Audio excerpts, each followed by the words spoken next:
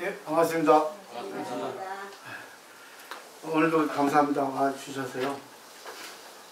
부처님 가르침 배운다는 것은 정말 행복 속의 행복인 것 같아요. 저도 불교 공부를 해서 정말 인생이라고 하는 것에 대해서 의미를 조금 알게 됐거든요. 그렇지 않았으면 인생을 마음껏 이렇게 지 마음대로 멋대로 이렇게 살았을 거라고 생각하거든요. 오늘 나눠드린 프린트, 이거는 이제 공덕이라는 거, 열애수랑품에 의해서 이러한 공덕, 마음이 달라진다는 거죠. 열애수랑품은 정말 법화경의 엑기스예요. 근데 그 열애수랑품의 내용은 부처님의 수명이 무한하다는 거, 영원하다는 것에 써있죠. 그럼 결국 부처님의 수명이 영원하면 우리의 생명도 영원하다는 겁니다. 근데 그거를 듣고 얻어진 공덕이 쭉 써 있습니다. 이거 집에 가서 보십시오. 제가 이건 이제 선물로 드리는 겁니다. 그러니까 집에서 천천히 보시고 자기 걸 좀 깊이 하시면 좋을 것 같아요. 그러지 이 페이지 보면은 유통본이거든요. 분별공덕품은. 저번 시간에 말씀드린 거 이어서 말씀드릴게요. 그러니까 분별공덕품 139페이지를 보시면 열애수랑품의 공부에 의해서 얻어지는 것, 그 공덕이 12가지 있다는 거 말씀드렸죠. 결국은 어떤 공덕이냐면 우주의 지혜, 결국 부처님의 마음에 대해서 자기가 안다는 겁니다. 알기 때문에 세상의 모든 일들, 좋은 일, 나쁜 일에 대해서 걸림이 없다는 거.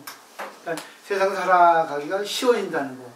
세상 살아가기가 즐거워진다는 겁니다. 공자의 논어에도 아는 것보다는 좋아하는 것이 낫고 좋아하는 것보다는 즐기는 게 낫다 했거든요. 근데 지금 공부를 하면 할수록 이제는 좋아지는 게 아니라 즐기는 정도, 그게 바로 보살이에요. 그걸 말씀해 주셨고, 그 다음에 쭉 넘겨보시면 140, 141페이지는 저번 시간에 배운 거예요. 하늘에서 꽃비가 내린다는 것은 결국은 감탄한다는 겁니다. 어느 누구, 어디에서도 감탄하지 않는 게 없어요. 우주의 진리이기 때문에. 한 부분이 아닙니다. 그러니까 종교는 그렇게 누구도 다 인정할 수 있는 거고요. 그 다음에 142페이지 보시면 미륵보살이 영원한 생명을 찬탄하죠. 배우셨죠? 쭉 넘겨오시면 145쪽에 영원한 생명의 공덕이라고 제목이 붙었죠? 여기부터가 이제 유통문입니다. 유통문이라는 것은 경전을 넓혀라, 경전을 포교하라, 그런 뜻이거든요. 그리고 일상생활에 살려라. 지금까지의 정동분의 내용은 본론, 어떤 뜻에 대해서 얘기했는데, 이 유통본은 공동이 나오고 있습니다. 결국 일상생활을 살려야 된다는 거죠. 그래서 여기 9번 단락에 보시면 알다여 어떤 중생이 부처님의 수명과 같이 장구함을 듣고 한 생각으로 믿고 이해하면 되면 그에 얻는 공덕은 한량이 없다 했죠. 이게 첫 번째 공덕이거든요. 이거는 이해하는 정도입니다. 우리가 머리로 이해하는 정도 돼 있죠. 프린트 보시면 유통부를 배우는 마음가짐이라고 돼 있습니다. 중간에. 그러니까 이 분별공덕은 여기서부터 끝까지 유통부를 하거든요. 본문의 유통부는. 근데 바른신앙을 가지면 어떠한 결과가 나타나는가 하는 것이 여기 나와 있고, 바른신앙을 가지기에는 어떠한 마음가짐이 필요한가 하는 것이 이렇게 설해지고 있거든요. 그리고 이 바른신앙에 대해서 이 자신만 갖지 말고 넓혀라. 자식에게도 남편에게도 주위에 있는 사람들에게 넓혀라 하는 겁니다. 넓히지 않고는 있을 수 없게 됩니다. 그럼 뭐 여태까지 살아오셨으니까 아실 거예요. 자기가 좋으면 반드시 즐기는 것과 동시에 남에게 권하게 되지 않습니까? 그 때문에 이걸 유통구이라 합니다. 유통시킨다는 거죠. 우리 유통 업계, 유통 구조 마찬가지로 사회에 필요하기 때문에 이거를 넓혀라. 정신적인 세계에 대해서. 왜냐? 우리는 육체적인 것, 경제적인 것, 물질적인 것에 대해서 풍족해도 마음에 대해서 끊임없이 추구하면 그거는 만족이 없기 때문에 금방 실증을 내거든요. 계속 밖으로만 추구해버리면 끝이 없어요. 근데 안의 마음으로 자기가 어느 정도 만족을 하고 감사를 가지면 그런 끝이 없이 끝이 있는 겁니다. 어떠한 것도 전부 감사를 받아들이니까 결국 마음이 변하니까 결국 외계에 있는 모든 것도 저절로 감사의 마음으로 바라보게 될 수밖에 없다는 거죠. 근데 여기서 보시면 프린트, 옛날부터 이 분별공덕품 여기를 살았는데 사신오품이라는 그런 가르침이 있어요. 중국의 수나라의 천대지의 선사가 이거를 이렇게 책에 세운 건데, 지금 제가 9번 단락에 알다야 한 생각으로 믿고 이해하면이 결국은 첫 번째 일념신해입니다. 일념은 한 생각이죠. 신해, 믿고 이해한다. 가장 기본 단계입니다. 첫 번째, 그 다음에 두 번째는 약해 얹히죠. 이거는 이해한 정도가 아니라 그를 분명히 잘 것으로 깊이 믿고 이해하고 완전히 납득하는 정도가 약해 얹힙니다. 그 다음에 세 번째는 광의 언설이죠. 타설, 널리 타인을 위해서 살아간다는 겁니다. 이 세 번째거든요. 왜? 가만히 있을 수가 없습니다. 자기가 어느 정도 경지에 오르면 남을 위해서 안 할 수가 없어요. 그 다음에 네 번째는 신심관성인데 여기에 이제 자기 인생관, 세계관이 이제 형성이 됩니다. 결국은 모든 것을 볼 때, 할 때도 저 부처님이라고 보는 거예요. 완전히 신앙심이 아주 그냥 익을 대로 익어진 겁니다. 이게 바로 사신. 이거는 부처님이 살아계실 때에 돼 있죠. 제세 사신이라 해서. 제세는 부처님 세상에 계실 때 네 가지 믿음의 단계이 돼 있거든요. 그래서 넘겨보시면 저번 시간에 배웠어요. 일념신에는 쭉 돼 있고, 그 다음에 오늘 할 차례가 150페이지입니다.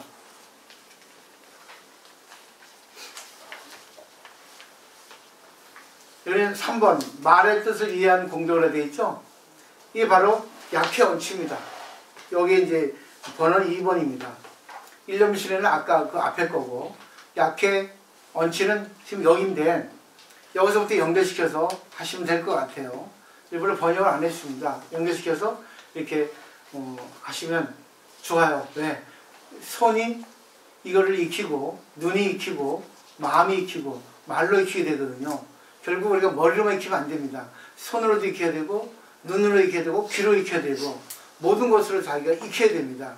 그게 바로 이제 뭐겠습니까? 인풋입니다. 입력을 시켜야 됩니다. 입력시키고 결국 마음속에서 정리해서 깊이 여러 가지를 생각한 다음에 아웃풋, 출력을 해야 됩니다. 출력을 할 때 자기가 어느 정도 출력을 하는가는 자기가 이 입력한 거에 대해서 어느 정도 생각한 거에 대한 결과입니다. 그래서 생각을 많이 하셔야 됩니다. 그리고 이 배운 내용을 자기 알기 쉽게 남에게 전해야 되겠다. 알기 쉽게 어떻게 이해해야 될까 하는 것이 제일 중요한 겁니다. 그래서 우리가 아시잖아요. 여러 분야에서 이해가 안 되면 계속 곰씹어서 이렇게 생각하지 않습니까?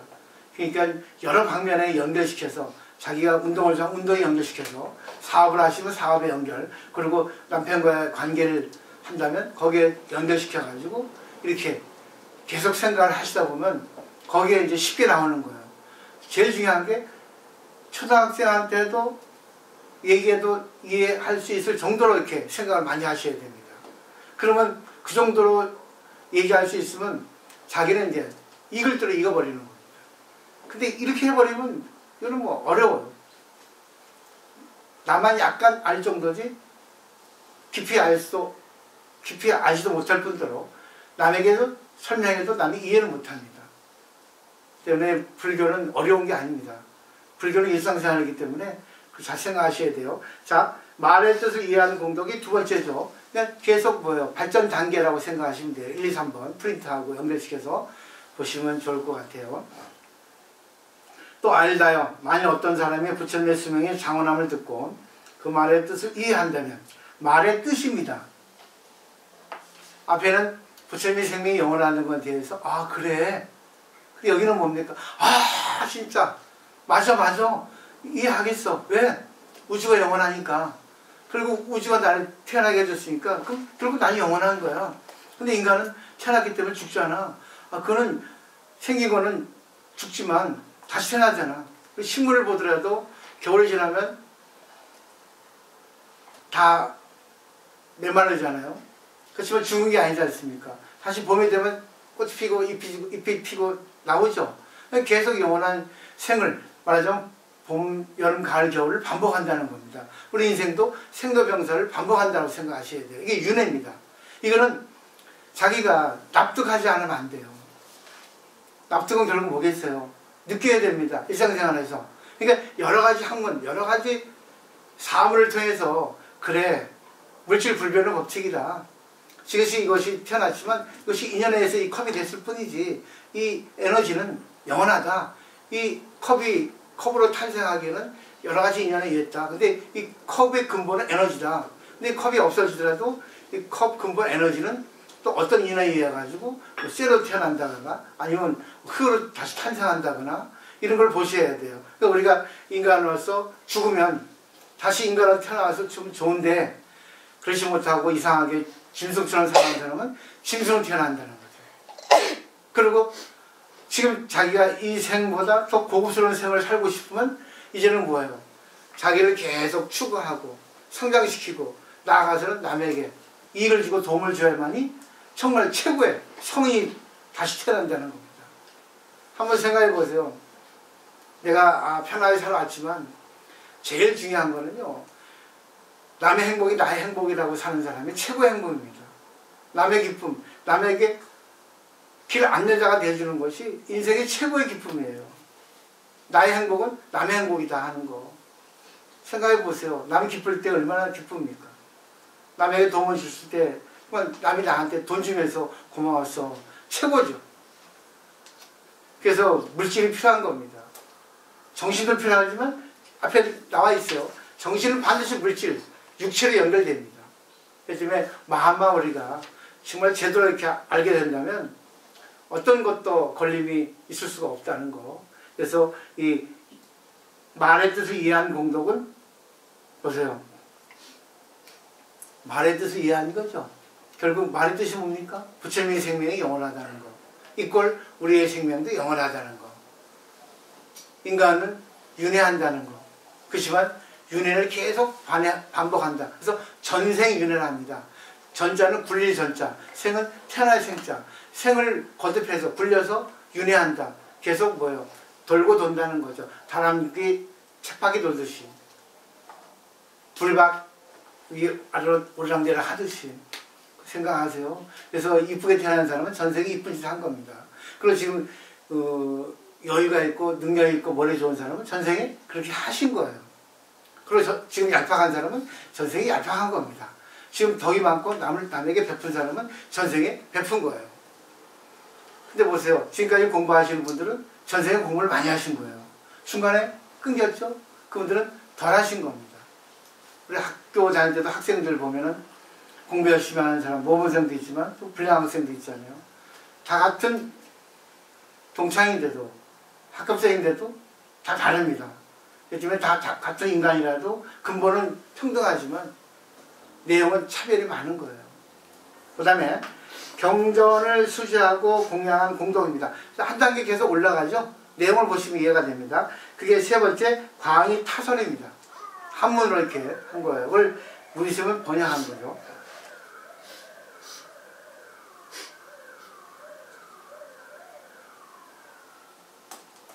여기서 경전 수작 공동한 공동인데 광이 타설이라고 되어 있는 게 왜 내용을 보면 압니다. 그런데 하물며 이 경을 많이 듣거나 사람들로 하여금 듣게 하거나 스스로 지니거나 사람들로 하여금 지니게 하거나 스스로 쓰거나 사람들로 하여금 늘 쓰게 하고 여기까지 보세요. 나만이 아니고 내가 공부해서 어느 정도 이제는 보니까 정말 재밌거든요. 그러니까 남에게 권하고 싶겠죠. 내가 성장되고 내가 세상에 대해서 초연하니까 남에게도 해주고 싶죠. 늘 말씀드리잖아요. 어디 가서 음식 먹었는데 맛있죠. 남편 반드시 데려가고 싶습니다. 그게 바로 같이 하는 행복입니다. 이런 내용들이에요. 그러니까 어느 정도 공부가 되면 남에게 저절로 권하게 됩니다. 그냥 사업하시는 분은 사업하는 가운데 야, 너 불교 공부 좀 해봐. 내가 해보니까 야, 진짜 이게 너무 좋더라. 자네도 해보지. 그렇게 됩니다. 자기가 만나는 사람들, 모든 사람들하고 관계하면서 은근슬쩍 얘기하게 됩니다. 근데 또 희한한 게 내가 신앙을 하고 공부를 하면 얼굴이 달라져요. 말이 달라집니다. 그러니까 사장님 좀 달라지셨어요. 그래? 달라진 거 없는데 얼굴이 좀 더 온화하게 보이고 인격처럼 보입니다. 분자같처럼 보입니다. 그리고 완전 빛이 납니다. 옛날하고 다릅니다. 아 그래? 요즘에 내가 절에 가서 공부하니까 그런가? 좀 내가 생각이 달라졌어. 열이 없다. 사람들이 왠지 나한테 뭐 고민을 호소하고 왠지 나한테 가까이 오더라. 그래? 그렇구나. 이게 바로 간접 포교입니다. 가라 하지 않아도 왠지 달라졌다는 게 바로 현증이거든요. 증명을 자기 나타나는 거예요. 현실적으로 나타난 증명이 되는 겁니다. 그게 바로 다보탑이라고 배우셨죠. 내가 증명 역할이 되지 않으면 안 돼요.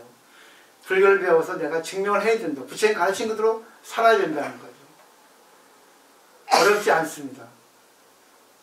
그냥 조금 여유로워지면 돼요.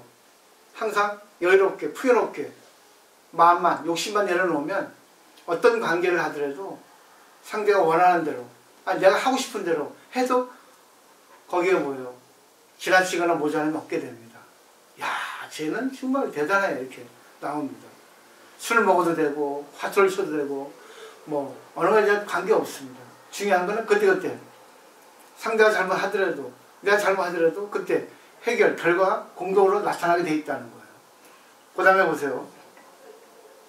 또 꽃과 향과 영락과 당기, 번기, 비단, 일선과 향과 등불로서 경전을 공양하면 이거는요 물질적으로 나타냈죠.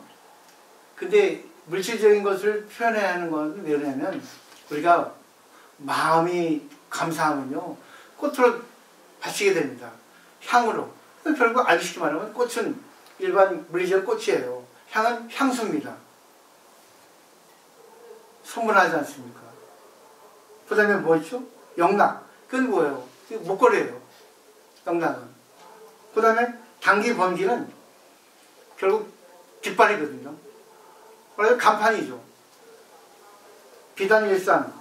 이거는 뭐냐면 양산입니다. 향유, 등불. 이거는 냄새나고 밝히는 거죠. 결국 물질적인 걸로 표현했지만 결국 내가 향내가 나고 왠지 빛이 나고 왠지 저 사람은 깃발을 내건 것처럼 야, 저 사람은 언제 어느 때나 정말 우리에게 필요한 깃발을 대준다. 안전자가 대준다. 이렇게 받아들이시면 이해가 쉽습니다. 결국 전부 마음에서 오는 거거든요. 마음이 지극하면 물질로 나오게 되어 있습니다. 그럼 뭐 더 잘하실 거예요. 그게 요즘 뭐 김영란법이라고 뭐 그렇게 뭐 그것도 나왔잖아요. 그 다음에 이 사람의 공덕은 한량없고 그지없어 갖가지 지혜를 능히 나게 할 것이냐 되어 있죠. 이 결국 결론이 뭐예요? 지혜를 나타내기 위한 여러 가지 표현이죠. 아내가 너무 잘하면 남편이 선물 주잖아요. 아내가 잘하면 외식까지 하지 않습니까? 아내가 잘하면 왠지 아내가 원하는 거 다 해주잖아요. 물론 아내가 남편에 마찬가지죠. 남편이 이쁘면 남편이 해주고 싶은 거 다 해주잖아요. 그렇게 보시면 될 것 같아요. 결국은 남을 위해 사는 겁니다. 그렇지만 무조건 맞춰주는 건 아니에요. 상대가 원하는 겁니다. 원하는 거에 따라서 적절하게. 그 다음에 믿고 의하면 부처님을 불러야지. 이거는 아주 신앙상의 극치입니다. 부처님이 보인다는 늘 부처님과 함께 하는 겁니다. 내용을 보면 이해가 가실 거예요. 알다요. 만일 선남자 선녀의 내가 말하는 수명의 장함을 듣고 또 이게 되시겠죠. 계속 나오죠. 부처님 수명이 영원하다는 거죠. 이꼴 나의 수명도 영원하다는 거죠. 이게 절실히 느껴지는 거예요. 그러니까 중류에 걱정 없는 거예요. 세월호 사건이 어제 뭐 사주기가 됐습니다. 그거 걱정할 게 없는 거예요. 슬프죠. 근데 다음 세상을 위해서 내가 일찍 가는구나. 이번 세상의 인연은 이거구나. 이 생각하시고 그냥 한 번 두 번 울고 계속 거기에 딜레마에 빠지지 않는 겁니다. 사실은 죽으면 끝이에요. 바랄 거 없습니다. 근데 추모라는 게 있습니다. 그걸 그리면서 내가 많은 사람들에서 조금 많은 도움이 되겠다 하는 것이 바로 추모입니다. 다시 태어나지 않습니다. 절대. 근데 그 죽은 사람이 다시 태어나는데 다른 걸로 태어나요. 똑같이 안 태어납니다. 그러니까 그 사람을 빌어주는 거죠. 그게 바로 회양입니다. 그게 바로 왕생입니다. 그래, 너 다음 생 가서 다시 태어나라. 그걸 기도해 주는 거예요. 늘 빌어줍니다. 기도 안 하는 사람은 없거든요. 기도의 힘이 센 거거든요. 깊은 마음으로 믿고 이해하면 곧 부처님이 항상 영축산에 계시면서 대보살들과 성문대들에게 둘러싸여 법문을 설하는 것을 보게 되리라. 부처님이 영축산에서 20년 동안 그렇게 하셨다 그래요. 영축산, 영취산, 독수리 축자, 독수리 치자입니다. 음입니다. 다릅니다. 근데 이런 표현은요, 영축산은 사바세계거든요. 부처님이 법화경 설법을 영축산에서 했다 했습니다. 그러면 이 사바세계이기 때문에 결국 내가 이런 신심이 깊어지면 부처님하고 같이 있고 부처님과 같이 생활한다는 겁니다. 이게 실감을 한다는 거예요. 항상 부처님이 계시고 성문영각보살 이렇게 구분되어 있는 겁니다. 이 정도 돼야 돼요. 그러니까 항상 저 못된 짓 하는 사람도 부처님께서 부재중에서 날 보냈구나. 나에게 실패를 주는 것도 나를 아프게 하는 것도 부처님 나를 아프게 해주신 거구나. 이게 오묘합니다. 근데 아프시면 아픕니까? 실패하고 싶어 실패합니까? 근데 왜 그런 현상이 나타나겠어요? 부처님이 나를 위해서 나에게 뭘 깨닫게 해주기 위해서 반문교사로 역행보살로 안 좋게 해주시는 거예요. 이 세상은 좋은 것만 있을 수 없습니다. 나쁜 것만 있을 수 없습니다. 좋은 거 나쁜 거 같이 오거든요. 그 때문에 그런 거를 내가 어떻게 받아들이는가. 결국은 부처님 생명이 영원하다는 거. 부처님 우리를 지켜주고 살려주고 있다는 거를 믿어야 된다는 거. 그러니까 대승은 믿음입니다. 그 다음에 또 사바세계의 땅이 규리와 같아서 평탄하고 반듯함을 연부당금으로 8갈래 길의 경계에 늘리고 보배나무가 줄을 지어 있으리라. 모든 대하 누각이 모두 보배로 되어 있고 보살 대중들이 그 안에 있으리라. 만약 이렇게 관찰하는 사람이 있으면 마땅히 하리라. 그는 곧 깊이 믿고 이해하는 모습이 다 돼 있죠. 근데 실제적으로 지금 우리 이 사바세계는 이렇게 멋지게 꾸며진 세계입니다. 좀 멋있잖아요.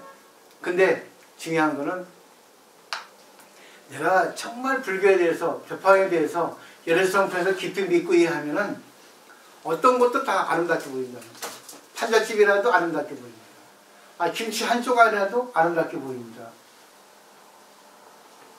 느끼시죠? 저는 진짜 돈 없어요. 그래서 저는 항상 감사하고 기쁘고 이뻐 보여요. 다들. 제일 이쁜 사람이 뭐겠습니까? 남을 위해 사는 사람이에요. 항상 조금 어리석고 약간 손해보고 사는 사람이 제일 이뻐 보입니다.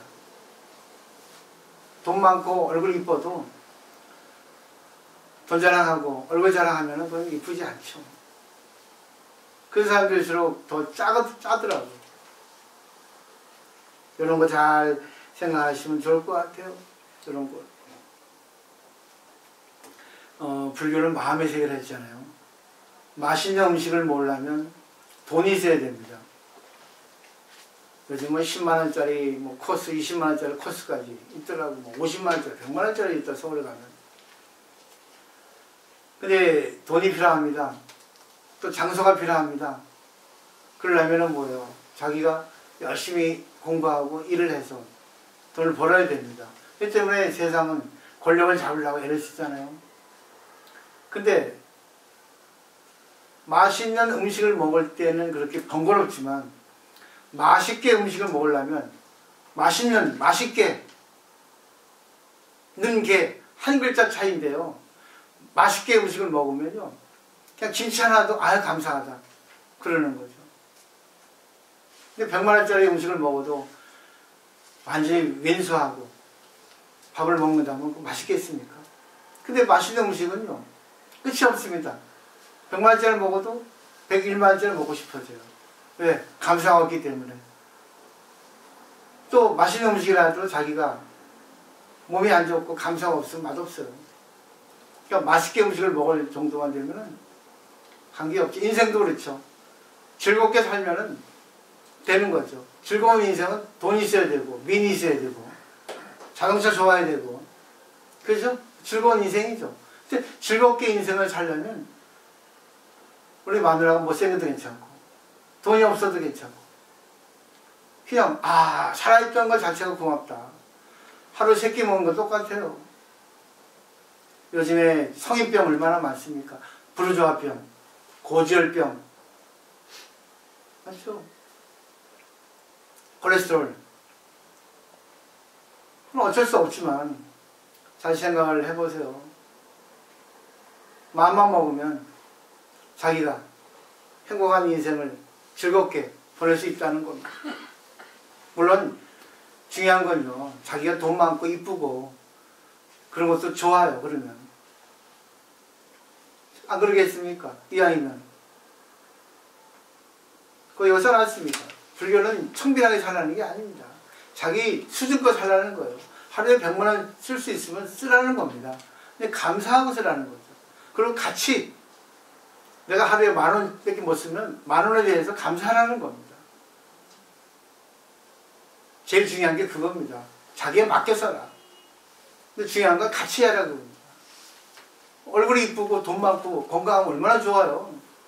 근데 내가 못하니까 문제가 되죠. 그럼 어떻게 하겠습니까? 나에 맞게 살아야지. 그래서 자등명 법등명이고 자기가 주인공이라는 얘기입니다. 자, 여기가 이제 제세의 사신이 되는 거죠. 1, 2, 3, 4번 쭉 이렇게 연결시켜 보시면 되는데 여기에 이제 2번, 3번, 4번은 여기에 이제 과목을 치셨는데 여기에 이제 과목을 치지 않은 게 처음에 보겠어요. 일념신해죠. 거기 어디냐면 교재 145페이지 9번 단락 거기 있죠? 9번 단락에 1, 2, 3 그렇게 돼 있지 않습니까? 거기가 이제 듣고 한 생각으로 믿고 이해함을 내면 돼 있죠? 그게 바로 1번입니다. 거기에 이제 5발음과 6발음의 차이가 있죠? 그 안에 들어있는데 어떤 부처님 당시 때는 부처님이 계시니까 부처님에게 의지해서 지혜를 얻고 그 다음에 뭐예요? 자기가 좋은 일을 하는 겁니다. 근데 지금 우리가 부처님 안 계신 세상에는 지혜를 누구에게 얻겠어요? 얻을 수 없죠. 신도 지혜가 없습니다. 이해하시겠어요 이거? 신들 지혜 없습니다. 저도 지혜가 없습니다. 지혜가 있으려면 어떻게 해야 됩니까? 제법실상 알아야 됩니다. 제법실상은 모든 게 다 진리입니다. 그러면 남편이 바람 피는 게 진리죠. 이해 안 되죠.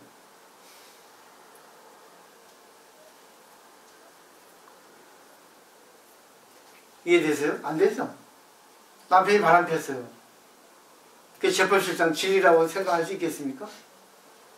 못하죠. 진리라고 보는 겁니다. 그걸 볼 수 있어야 됩니다. 자식이 잘 안 됩니다. 진리입니다. 그게 바로 뭐겠어요? 현상 속의 진리입니다. 제법실상 두 개 있다 했죠. 평등의 진리, 평등의 제법실상, 차별의 제법실상 두 가지 있다 했죠. 또 하나 뭔지 아세요? 남편이 바람 피는데 뭐가 진리예요. 확 죽이고 싶지. 근데 진짜 뭐 저럴 수가 있나 하면은 감정이 조절이 안 됩니다.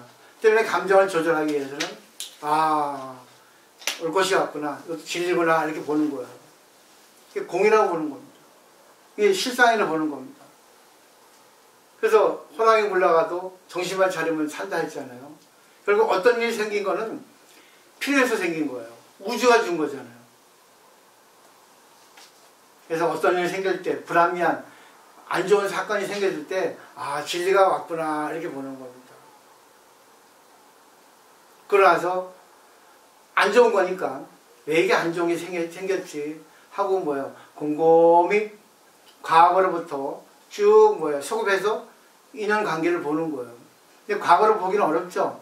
그러니까 현실적으로 지금 어떤 사건이 생긴 걸 통해 가지고 역소급한 추적해 가는 겁니다. 왜 생겼지? 누구하고 관계했지?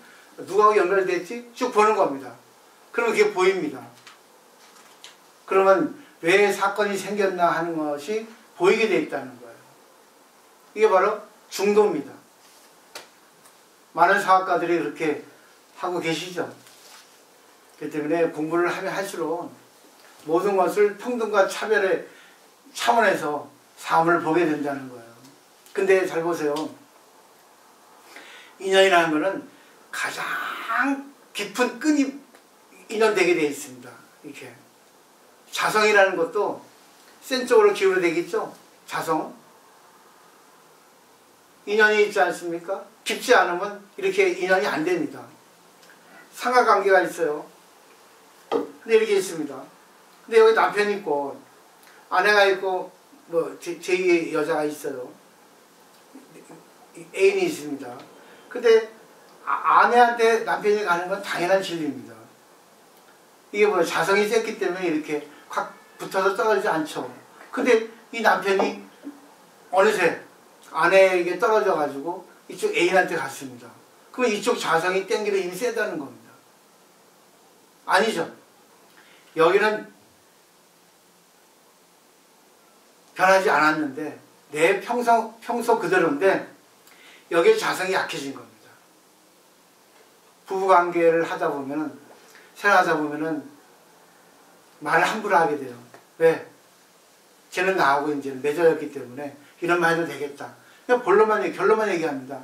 서론 본론 얘기하지 않아요. 그러니까 탁 질러버리거든요. 그러면 거기서 충격을 받으니까 좀 갭이 생겨요. 그죠? 이렇게. 그러니까 말 조심해야 되거든요. 부부일수록. 근데 집 감정이 나온 말 하다 보니까 부부관계 금이 가기 시작하잖아요. 갭이. 그러면 이렇게 계속 커집니다. 그러면 부부간의 자성이 약해지게 돼 있어요. 틈이 생기니까. 왜 남편은 얼른 가겠습니까? 애인한테 가는 거죠. 다른 쪽으로 가는 거죠. 왜? 이쪽이 땡기고 있으니까. 이쪽이 약하니까. 이쪽이 세지는 거죠, 저절로. 이 이치를 알게 된다는 말입니다. 근데 지금 재판시장에서 모르게 되면 화가 나는 거야. 아니, 저 못난 거한테 남편이 갈 수가 있단 말이야. 아니, 어떻게, 우리 남편이 이성적인데 저렇게 술 먹고 돈을 많이 썼단 말이야. 왜 저렇게 어리석은 짓을 했단 말이야. 이렇게 불평불만 하게 되는 겁니다. 다 이유가 있어요. 그렇기 때문에 나타나는 현상에 대해서 문제가 생길 때가 찬스예요. 내 자신을 돌아보게 되고 상대를 보게 됩니다. 남편이 달라졌죠. 남편이 달라진 건 결국 내가 달라진 거예요. 그러니까 나타나는 현상은 반드시 나에게 문제가 있다는 거예요. 내가 타성에 젖어 있다는 거예요. 방관했다는 겁니다. 그러니까 부처님께서 방관하지 마. 네 자신이 한번 살아가는 그 모습을 다시 한번 점검해봐.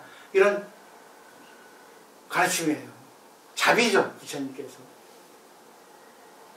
하고 계시잖아요. 그렇지만 불교도 그렇다는 얘기입니다. 우리가 어떻게 해야지만이 행복한 인생을 갈 수 있다. 무조건 빈다고 되는 거 아니에요. 그거 좀 이따 설명드릴게요. 열의 열반 후에 공덕이 돼 있죠? 프린트에도 5가지로 나와 있죠? 그런데 뭐예요? 열의 멸 후에 공덕입니다. 5가지. 멸 후에 오품이나 돼 있죠? 첫 번째 18번 단락이 있죠? 초수입니다. 초수인은 한문인데 처음 따라 기뻐하는 거예요. 우리 상대가 만나서 기쁘잖아요.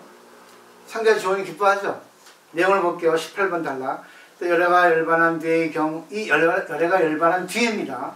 이 경을 듣고 해방하지 않으며 따라서 기뻐하는 마음을 일으키면 마땅히 하더라. 그것이 벌써 깊이 믿고 이해하는 모습이다. 그러니까 보살님들 공부하면 할수록 기뻐지게 돼 있어요. 언젠가 진짜 너무 좋네. 그렇게 청정한 믿음을 가지고 청정한 신앙생활을 하는 사람을 또 질투하는 사람이 있습니다. 그런 사람들은 업이 많은 사람들이에요. 근데 절에 와가지고 실수하는 사람 많죠. 그 사람 진짜 업이 많아요. 어쩔 수 없습니다. 그게 자기 전생의 업이라. 근데 얼굴이 이쁘고 자기 여유 있는 사람 실수 안 해요. 왜? 자신이 있으니까, 내공이 있으니까. 근데 꼭 보면은 자신이 약간 부족하고 약하고 어리석은 사람 실수를 많이 합니다. 자신이 갖고 있는 걸 감사 못하고 남이 가진 것만, 그러니까 그림의 떡이 남의 것이 더 커 보이는 거죠. 그 다음에 한 단계 또 단계가 높아지죠. 수지 독성의 공동입니다. 이 참 기쁜데 좀 알고 싶다 해서 뭐예요? 공부하는 거예요. 지금 여러분들이죠.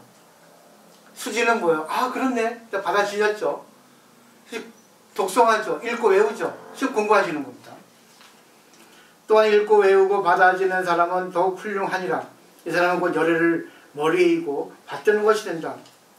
늘 부처님과 함께 있는 거예요.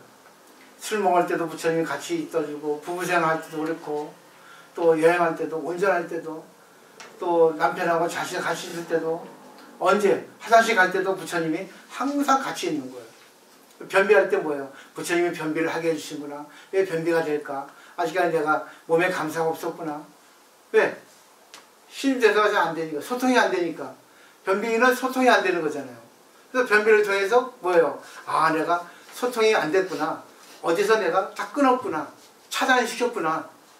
그게 뭐겠어요? 내 입장만 생각했구나. 부처님 당시 때 수보리 존자의 얘기예요. 그 왕이, 수보리 존자가 너무 뛰어나서 존경했습니다. 그래서 그 왕이 수보리 존자에게 암자를 지어주려고 신하 대신들에게 명해서 지었습니다. 근데 왕은 정부에 바쁘잖아요. 정치인이랑. 근데 계속 가뭄이 온 거예요. 가뭄이 몇 달째 오니까 왕이 큰일 난 겁니다. 이제 기우제를 지내게 돼 있어요. 불교는 청우제라고 합니다. 그 비를 청한다. 비를 빈다. 그래서 기우제, 청우제. 많은 단어지만 같습니다. 근데 왕이 기우제를 해라 하고 이제 명했습니다. 근데 갑자기 생각이 난 거예요. 이거 아닌가? 비는 차단이 됐잖아. 비가 와야 되는데. 자연 현상에 보면. 비가 차단이 됐잖아요. 뭘 깨달았냐면,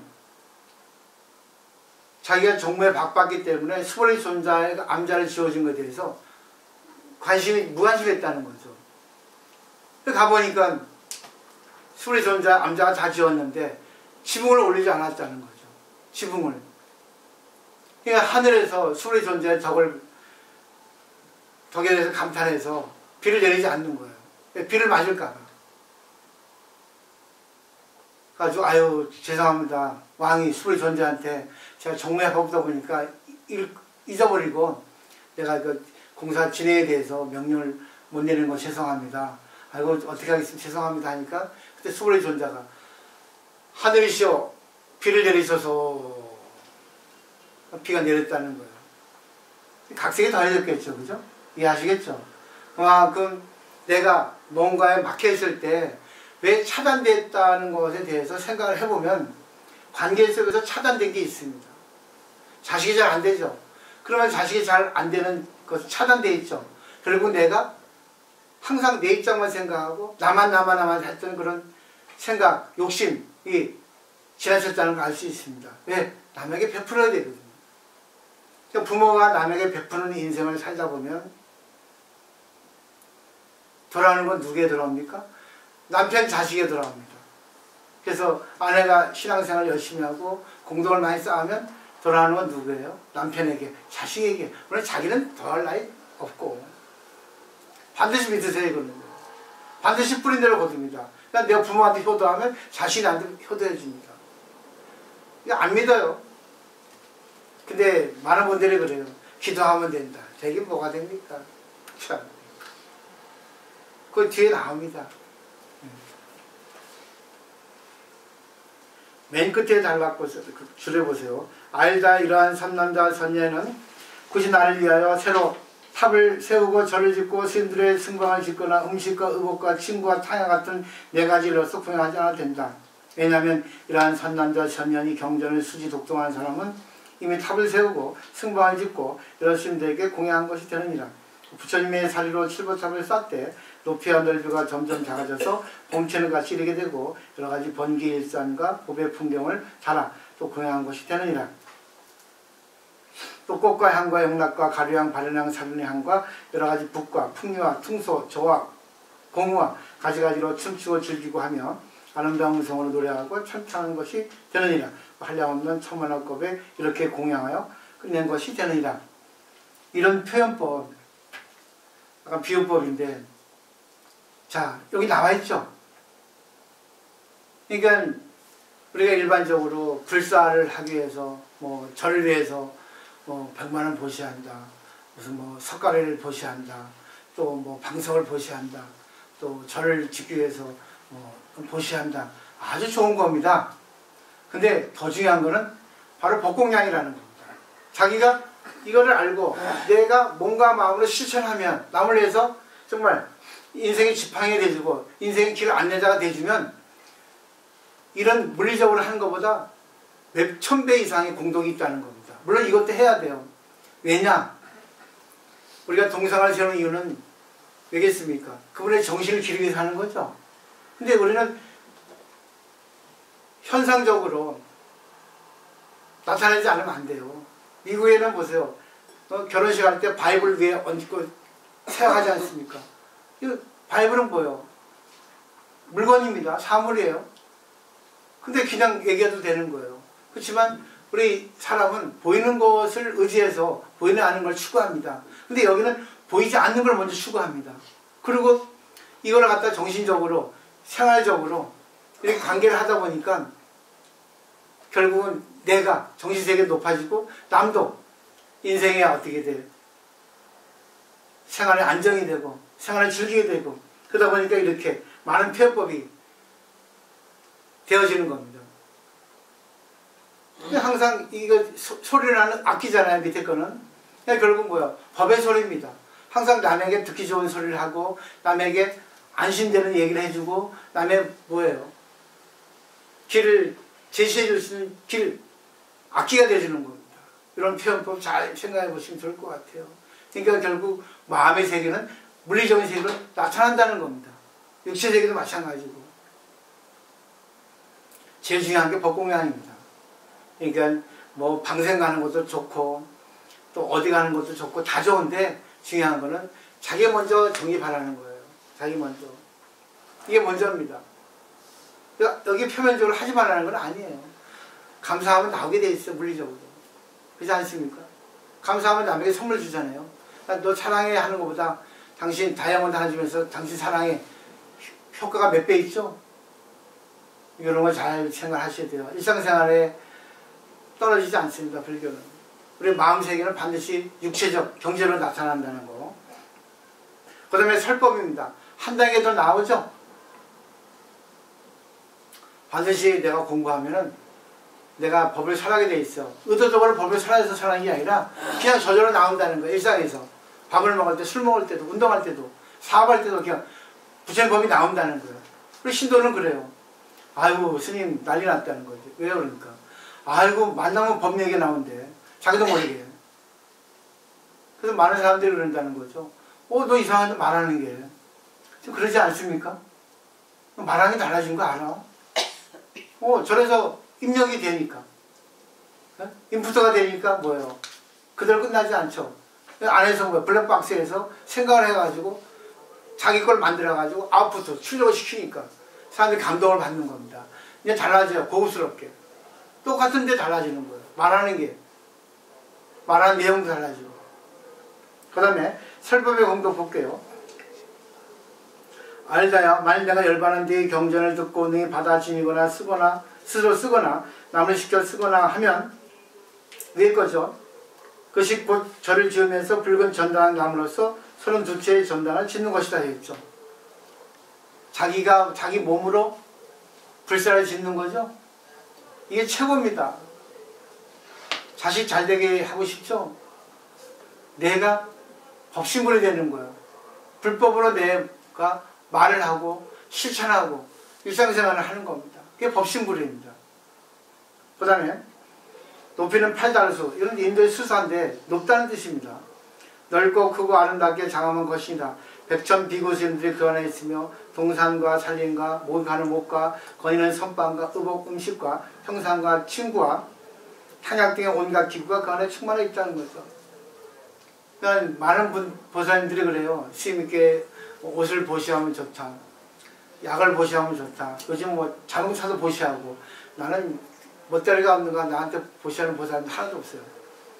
옛날에 좀 많았는데 젊을 때는 요즘에 늙었는가 하나도 안 해. 바라지도 않지만. 근데 더 중요한 거는 부처님 법을 자기가 말하고 실천하고 생활하는 게 최고의 법공양이라는 겁니다. 감사, 실천이죠. 이거보다 더 중요한 게 없어요. 저는 그래요. 저한테 돈 줄 생각하지 마시고 실천해 주세요. 저는 그냥 수업료만 내주면 돼요. 먹고 살면 되지. 운영비, 집세만 내면 되는 거예요. 그렇게 얘기합니다. 그렇다고 진짜로 그것밖에 안 내더라고요. 아, 이거 참 센스 없어.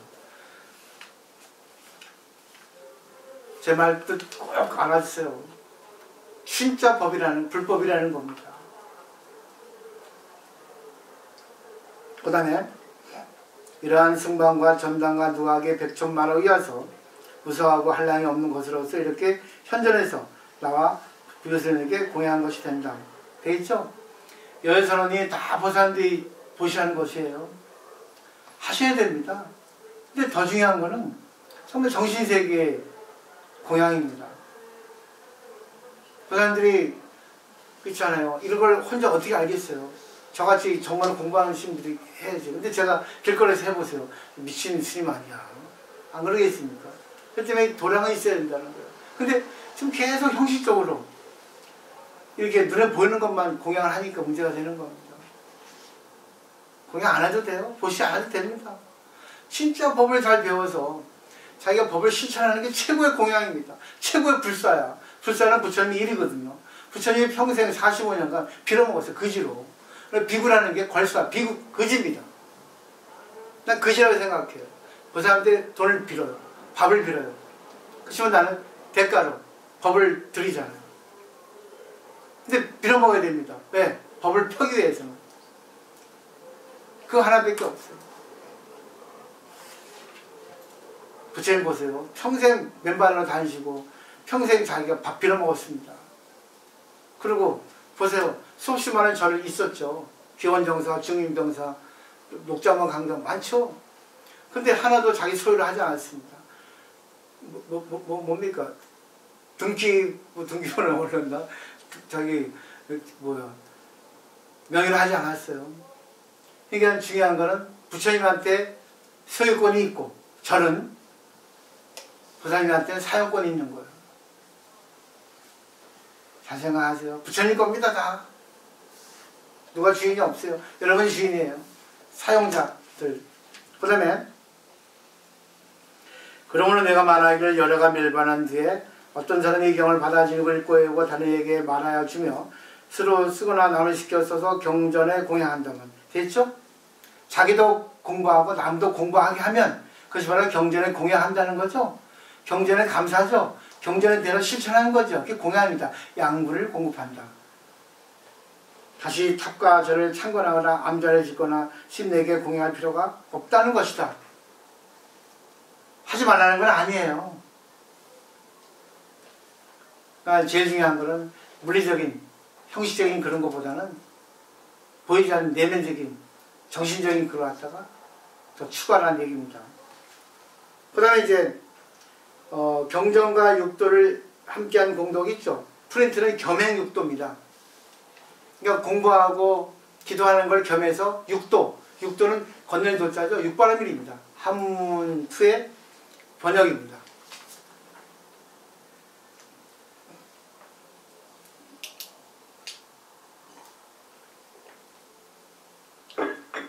다시 또 어떤 사람이 이 경을 받아들이면서, 그래서 이 경을 받아들이면서 겸하여 동시에 같이 도시와 지혜와 인욕과 정신과 한결같은 마음과 지혜 헤엄에 육바람이죠. 그 공덕이 가장 수승하여 한량없고 그지없느니라. 그러니까 공부하면서 육바람이 하라는 거죠. 결국 육바람이 뭐겠습니까? 같이 관계하면서 상대를 구제하는 얘기입니다. 육바람이 하셔야 됩니다. 그 다음에요. 마치 허공의 동서남북과 내 감방과 상방 하방에 한량없고 그지없음과 같으니라. 왜? 끝이 없기 때문에. 나는 끝이 없어요. 내 마음은 허공 같습니다. 걸리는 게 없습니다. 허공이 뭐 걸리는 게 있습니까? 이 사람의 공덕도 같아서 한량이 없고 그지 없어서 갖가지 지혜에 빨리 이르게 될 것이다. 그러니까 마음을 허공처럼 넓게 쓰라는 겁니다. 어떤 것도 걸리지 마셔야 돼요. 근데 저는 그게 힘들어요. 그 때문에 저는 그래요. 한 번만 걸리세요. 그래서 아함교회는 제2의 화살을 맞지 마라. 성인도 중생도 제1의 화살을 맞습니다. 부처님도 발을 밟히면 아프다 합니다. 중생도 발을 밟히면 아프다 해요. 근데 부처님은 제2의 화살을 맞지 않습니다. 아 아파 왜 너 남의 발 밟았어? 그렇게 불평하지 않습니다. 화살을 남에게 돌리지 않습니다. 그러면 내가 밟고 싶어 밟았어. 네가 발을 밑에 대니까 밟았지. 당신이 발을 밟게 원시정했잖아. 그럼 또 화살을 맞잖아요. 부처님은 그렇게 하지 않습니다. 중생은 남의 탓하고 불평하죠. 아 아파. 끝났습니다. 그래 인연이구나. 한 번만 하세요. 그 다음에 뭡니까? 제법실상이구나 보라는 겁니다. 그 다음에 22번 단락. 예컨대 어떤 사람이 경전을 읽고 외우고 받아지고 남에게 해설하고 쓰러 쓰거나 남을 시켜 쓰게 하느니라.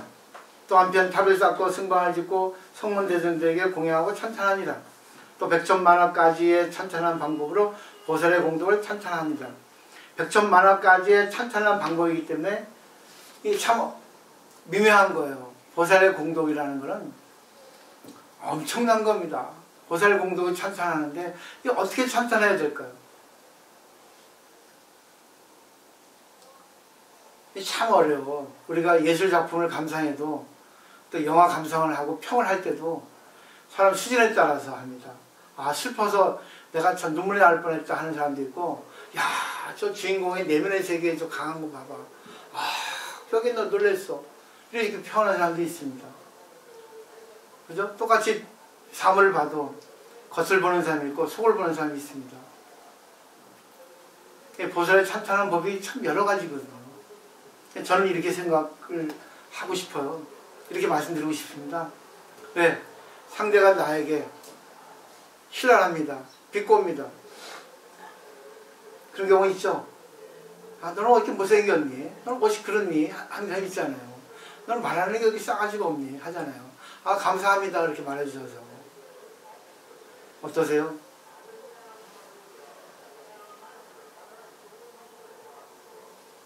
어느 보살님이 우리 그 약간 자기보다 젊은 보살님한테 그런 말을 했어요. 기본적으로 들으면 참 웃기는 겁니다. 약간 그 사람이 다 이게 그 체질이 다르고 피부가 다르고 다 성격도 다르잖아요. 근데 젊은 보살님이 약간 여기에 주름이 좀 있어요. 이게 주름이 있어요. 근데 그 나이 드신 분은 이상하게 또 얼굴이 팽팽합니다.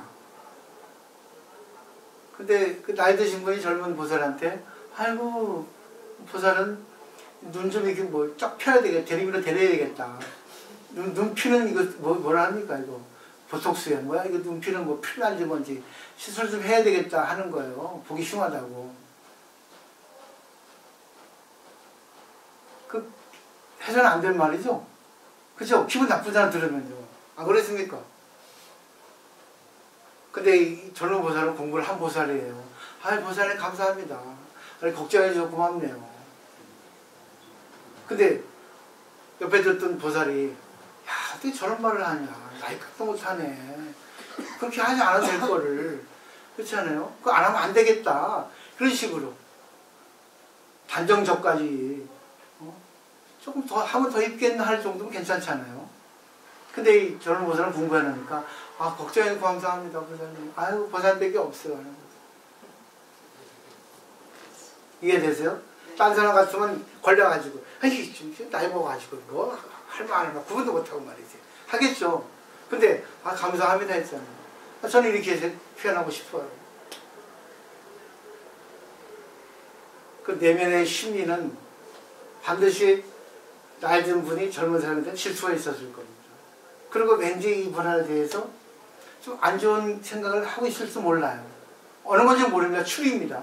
그죠? 추리할 수 있죠. 그렇게 얘기할 필요 없어. 또 그분이 또 나이 든 분이 또 철이 없을 수 있어요. 그렇지만 그 보살님의 말씀을 받아서 감사합니다 했습니다. 어느 게 답인지는 잘 모르겠습니다. 한번 저는 이렇게 말씀을 드려서 한번 힌트를 드리는 거예요. 걸리지 마시라는 겁니다. 반드시 나에게 뭔가를 이렇게 딴지를 걸면은 날 질투하는 겁니다. 근데 그거를 내가 어떻게 받아요? 보살이 찬탄한 걸 받는 거예요. 아, 나에 대해서 관심이 많구나. 나에 대해서 또 이쁘게 가르침을 주시는구나 생각하시면 보살의 찬탄한 법이 아닐까. 그죠? 정말 내가 못났으면은 그렇게 하지 않거든요. 맞죠? 내가 상대방보다 더 잘났기 때문에 얘기하죠. 내가 진짜 못났으면 얘기 안 합니다. 네, 가치가 없으니까. 스캔들을 왜 합니까? 유명하고 뛰어나서 스캔들을 하는 겁니다. 나 같은 건 스캔들 나지도 않아요. 나 미투 해보세요. 미투 되겠습니까? 아무 생각 없습니다. 중놈이 그렇게 하겠습니까? 없죠. 정치인들이 유명해지니까 미투가 이렇게 난리가 나지. 그러니까 상대가 나한테 이렇게 해준 걸 고맙게 생각하셔야 돼요. 아, 내가 참 괜찮구나. 또 오버하면 안 되고. 그래서 자기 자신을 한번 뒤돌아볼 필요가 있다는 겁니다. 이런 거 너무 좋아요. 많죠? 그 다음에 또 다른 일을 위하여 여러 가지 인원으로 이 법화경을 뜻을 따라 해설한다 했어요. 법화경 뜻을 따르니까 법화경 뜻에 맞게 해요. 그리고 다시 계행을 청정하게 가지며 부드럽고 화평한 이들과 함께 있고 욕됨을 참아 성내지 않으며 뜻이 경고하고 항상 자선하기를 좋아해서 깊은 선정을 얻고 용맹하게 정진하여 선한 법을 모두 섭수하여 가지며 지혜가 있고 총명하여 질문하는 것에 대하여 잘 대답한다. 이거는 딱 입바람을 하고 결국 내 마음을 잘 정리하는 겁니다. 알다야, 내가 일반한 뒤에 선남자 선녀들이 여기까지가 겸행육도입니다. 겸행육도. 그 다음에 이제 마지막은 프린트에 5번 정행육도 있죠. 바르게 육도를 행한다는 거죠. 바르게 육도를 행한다는 거는 이제는 뭐예요? 공부하면서 겸해서 하는 게 아니라 이제는 뭐예요? 공부하지 않아도 그냥 육도가 행해지는 거야. 육바라밀이. 그냥 말해도 육바라밀입니다. 내가 누구와 관계도 육바라밀이에요. 술 먹어도 육바라밀이요. 하주 써도 육바라밀이요. 운동해도 육바라밀이요. 사업에도 육바라밀입니다. 이거 느낌이 오세요? 옛날에 30명 가진 직원을 가진 회사 사장이 있었습니다. 중소기업이죠. 근데 이분이 처음에는 자기 욕심을 추구하기 위해서 이렇게 운영을 했는데 이분이 공부를 하게 됐습니다. 공부를 하다 보니까 이제는 달라진 거예요. 사장이. 그들 덕분에 내가 존재하는 걸 알았다. 옛날에는 몰랐는데 내가 잘나서 내가 이거를 운영하는 줄 알았는데 이제는 보니까 생각이 달라졌다. 그래, 당신들 덕분에 내가 존재한다는 걸 알았어. 내가 이렇게 존재하는 거는 날 떠받치는 얘네들이 있어서 내가 존재했어. 그래서 이제는 이게 있으면 그들에게 보너스 좀 나눠주고 싶다. 그래 이렇게 하게 된 거예요. 근데 그렇게 하다 보니까 이 직원들이 더 신이 난 겁니다. 더 열심히 일을 해가지고 금방 급성장했다는 거예요. 30명에서 100명 올라갔다는 거예요. 확장했다는 거예요. 반드시 나오게 돼 있어요. 결국 내가 한다는 게 내 욕심을 추구하는 것도 좋지만 같이 겸행해서 한다는 거. 그렇게 하는 게 중요하거든요. 생각을 하지만. 그게 하게 될 때 반드시 공동으로 돌아온다는 거. 결과는 나타난다는 거. 그 다음에 이제 알다는 이건 뭐예요? 정행육도입니다. 알다 내가 열반한 뒤에 선남자 선년들이 이 경전을 받아들이고 읽고 외우면서 이와 같은 선한 공덕이 있다면 이 사람의 도랑에 나아가 최상의 깨달음에 가까워 그래서 앉은 것이다. 여기까지가 겸행육도네, 그죠? 같이 겸하니까. 그 다음에 알다는 정행육도가 되겠죠. 내용을 보면 그렇게 되겠죠. 달라가 칠 때. 알다 이러한 선남자 선년들이 앉거나 섰거나 다니는 곳이면 앉거나 섰거나 앉으나 서나 당신 생각. 결국 일상의 행동 거지죠. 일상생활이죠. 행주자활이죠. 앉거나 섰거나 다니는 곳이면 여기에 마땅히 탑을 쌓을 것이다. 그리고 모든 천신과 인간들이 모두 부처님의 탑과 같이 공양할 것이다. 이게 바로 정행육도입니다. 탑을 쌓는다는 것은 뭐겠어요? 탑이라는 건 기념탑입니다. 불법을 기념하기 위해서 탑을 세우는 거예요. 탑을 세우는 것은 결국 법을 세우는 겁니다. 법의 탑을. 결국 내가 법을 실천하는 거면 실천하는 그곳에 탑이 세워지는 겁니다. 그 탑을 공양하라는 건 뭐였어요? 그 실천하는 사람에게 대해서 합장 예배하라고 그러죠.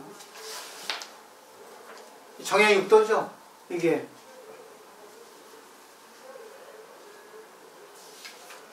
결국은 법화경 공부하니까 일상생활에 전부 연결되어 있죠. 결국은 뭐겠습니까? 내가 행복하게 지고 싶으면 남을 위해서 살아가는 겁니다. 일본에 최증스님이라는 스님이 계세요. 그분은 얘기했습니다. 나라의 국보는 동대문, 남대문이 아니라 골동품이 아니라 자기가 있는 한 구석을 비추는 사람이 나라의 국보다 하는 말이 있습니다. 결국은 뭐죠? 조고학하, 자기가 처해 있는 곳, 가정이면 가정, 직장이면 직장, 자기가 있는 곳을 비추는 사람이면 그 사람이 나라의 국보라는 겁니다.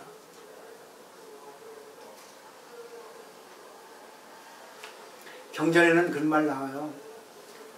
어리석은 원숭이를 이제 나타내서 설법을 합니다. 원숭이들이 숲속에 살고 있었어요. 근데 숲속의 호수를 보니까 다리 떨어져 잠겨 있거든요. 그래가지고 원숭이가 난리 난 거예요. 다리 떨어져서 저기 호수에 빠져 있는데 큰일 났다. 다리 없으면 세상이 어두워질 텐데 큰일 났다. 빨리 건져가지고 하늘에 보내주자. 이렇게 생각한 거예요. 그래가지고 왕에 보고하고 하니까 왕이 이제 지혜를 내가지고 야 빨리 건지자. 호수에 들어가서. 그럼 호수가 깊으니까 우리가 체격도 약하고 또 길이가 닿지 않으니까 자 그러면 이제 손에 손 잡고 자 꺼내자 해가지고 나무를 잡고 팔 펴서 또 팔 잡고 해가지고 계속 이어서 간 겁니다. 그래도 그게 닿습니까? 쭉 하는데 이 나무가 원숭이의 무게를 지탱하지 못하니까 나무가 부러졌습니다. 그래가지고 원숭이는 다 빠져 죽어버렸어요. 달이 물속에 있습니까? 하늘에 있죠. 그죠? 근데 그림자, 실체 없는 그림자를 찾으려고 우리 중생들을 갖다가 우화적으로 표현한 거죠. 중생들 어리석음을. 우리 보세요. 실체 없는 걸 전부 추구하려고 막 밖으로 이렇게 했는데 결국은 뭐 실체가 없잖아요. 그걸 얻는다 한들 한순간의 행복입니다. 근데 그 올바른 것도 아니면서 이렇게 다 얻은 것들이 나중엔 또 파가 되잖아요. 근데 보세요. 그 달이 불성, 진리지 않습니까? 달이 위대하잖아요. 근데 우리 인간이 불성을 찾으려고, 진리를 찾으려고, 전부 여기서 찾으려고, 밖에서 찾으려고, 남편을 찾으려고, 행복이라고 말 바꿔본다면. 그죠? 다 밖에서 구하잖아요. 근데 밖에서 구했는데 행복이 밖에 있습니까? 그 희곡 있잖아요. 그 메테르링크의 파랑새, 실실미치르. 결국은 파랑새 찾으러 갔지만 있었습니까? 결국은 집에 와보니까 집 앞에 있잖아요. 어린 왕자도 그렇죠? 전부 행복이라는 건 자기 마음에 있거든요. 불성이라는 것, 진리라는 것, 행복도 결국 없어요. 어디에 있겠어요? 찾으려고 하는 마음에 있습니다. 내가 남편하고 자식하고 어떻게 해야지 행복해질까? 그 찾는 그 속에 행복이 있고 그 속에 진리가 있습니다. 결국은 보세요. 찾아 헤매야 됩니다. 그래서 여기서 좀 찾는 거죠. 근데 여기에 내용이 뭐예요? 결국 내 마음 바꾸라는 얘기입니다. 그래서 내 마음을 허공처럼 크게 해라. 허공처럼 딱 마음 비우면 서양 철학은 서양 사상은 두 개입니다. 두 개는 선악이에요. 근데 불교 철학은 신입니다. 기독교도 종교죠. 결국 신을 찾는데 좋은 것만 추구한다는 것은 결국 자기 잣대거든요. 자기 잣대가 옳상하더라도 상대하고 안 맞을 수가 있습니다. 결국은 신을 찾으려고 행복을 찾으려면 잣대를 내려놔야 돼요. 선악의 잣대를 내려놔야 됩니다. 모든 걸 추구하고 분별을 없애고 모든 것에 대해서 구애받지 말아야 됩니다. 이게 바로 오히려 내용이에요. 그러니까 우리가 좋은 것만 있을 수 없습니다. 좋은 것도 오래 있으면 지겨워요. 그래서 극락에는 즐거움 없다는 말이 있잖아요. 극락 가보세요. 지겨워서 못 살아요. 걱정이 있어야 재밌습니다. 걱정이 있어요. 그죠? 걱정이 있어야지만이 자기 성장하고 걱정이 있어야만이 뭡니까? 더 이뻐져요. 걱정이 있어야만이 더 행복해질 수 있습니다. 이게 다 하는 거예요. 사실 뭐 우리 아까 청법과 하는데 저한테 하겠습니까? 부처님이 법을 전해줬는데 이걸 알기 쉽게 전해드릴 뿐이에요. 저는 이렇게 말씀드리지만 저도 못합니다. 중생이다 보니까 불평하고 그렇지만 불평하는 그 가운데 왜 불평했지? 하면서 아 이래서 했구나 하는 걸 제가 찾아요. 아 그렇구나. 괜찮아. 오늘 여기까지예요. 내용 다 똑같죠? 근데 어렵지 않죠? 실천하기 어렵습니다. 그래서 당나라 때 백낙천 시인과 정치인 유명하잖아요. 지식가 아닙니까?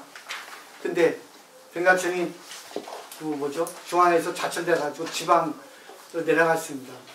근데 그때 도림선사라고 유명한 스님이 나무에서 참선하고 있었는데 자선. 그 스님이 유명하니까 자기가 좀 이렇게 곤란한 중에 처했으니까 가서 불법에 대해서 물어보려고 갔죠. 가니까 스님이 나무에 앉아가지고 새 보금자리처럼 딱 자선하고 있단 말이에요. 위험합니다. 위험합니다. 그랬죠. 위험하긴 그대가 더 위험해. 그대는 땅에 있으면 땅이 넘어지지 않아. 그죠? 땅이 넘어지죠. 우리 인생 살아가면서 넘어지는 일 많잖아요. 근데 거기서 나왔으면 유명한 거. 땅으로 넘어진다. 땅을 짚고 일어난다는 거죠. 그러니까 어떤 문제에 대해 직면해서 문제에 고민할 때 문제를 짚고 일어나야 됩니다. 문제에 도망가면 안 돼요. 문제는 반드시 뭐예요? 해결할 수 있습니다.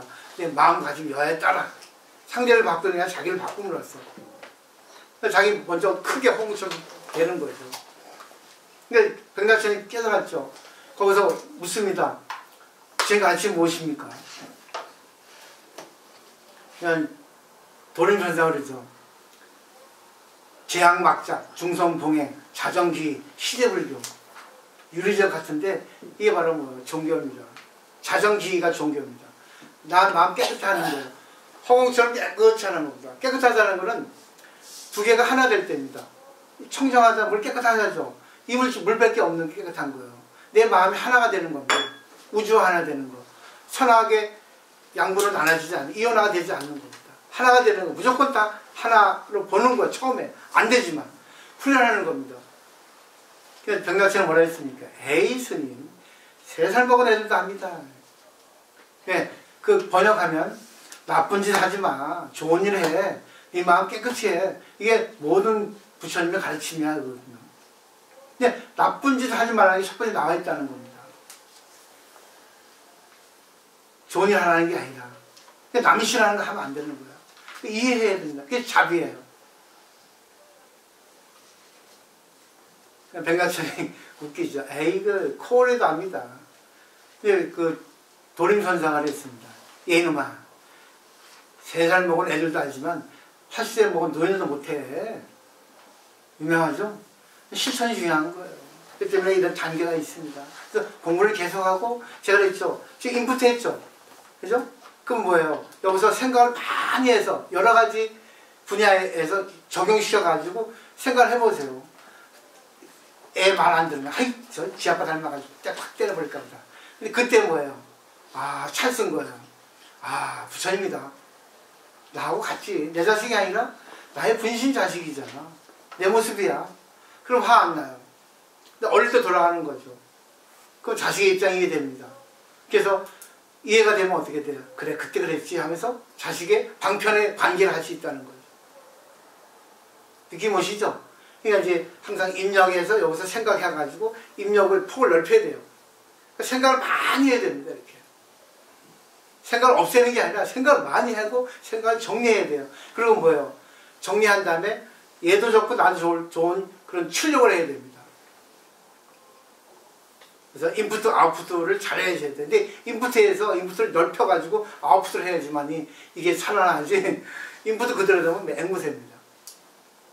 이런 과정들 잘 보시면 좋을 것 같아요. 오늘 감사합니다. 이렇게 공부하게 해주셔서 많은 좀 도움이 되셨으면 좋겠어요. 중요한 건 생활 속에 살려야 된다는 거. 네, 다음 시간 또 준비해 드리겠습니다. 네, 마치겠습니다.